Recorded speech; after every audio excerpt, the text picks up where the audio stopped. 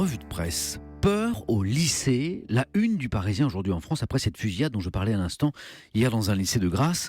On vous a parlé ce matin dans nos journaux sur Europe 1 de ce jeune homme de 16 ans qui aurait voulu se venger d'autres élèves. Le modèle américain, c'est l'édito ce matin du Parisien, à qui cette fusillade inspire deux réflexions. L'une inquiétante, l'autre rassurante. Inquiétante parce que pour la première fois en France, un adolescent fasciné par l'ultra-violence a tenté de reproduire le scénario des massacres américains de Columbine ou encore de l'Université de Virginia Tech.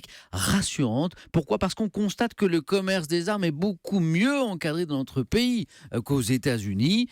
Mais que se serait-il passé dans ce lycée, si le jeune garçon, comme ces modèles américains, avait eu accès à des armes de guerre?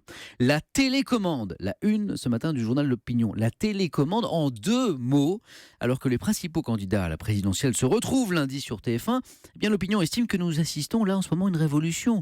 Pour la première fois, ce sont les débats télévisés qui dictent la campagne. Et voilà la règle du débat unique entre les deux tours, né en 1974, qui a perduré jusqu'en 2012, remisé au rang des curiosités historiques. Et l'Opinion se demande si cette présidentielle de 2017 va installer en France une démocratie de l'image, comme, tiens encore, aux États-Unis, où Trump n'aurait jamais été élu sans doute sans la télé et sans Internet. Trump, encore lui, fait la une de Libération, ou plutôt le vent de révolte qu'il suscite aux États-Unis.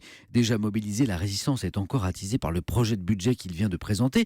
Laurent Geoffrin résume ainsi ce projet. Tout pour l'armée, tout pour le mur de la frontière sud, rien pour la culture, la diplomatie ou l'environnement. Le milliardaire président ne saurait être plus clair dans sa volonté de fermeture, de dureté, d'exclusion, écrit ce matin le directeur de la rédaction de Libé.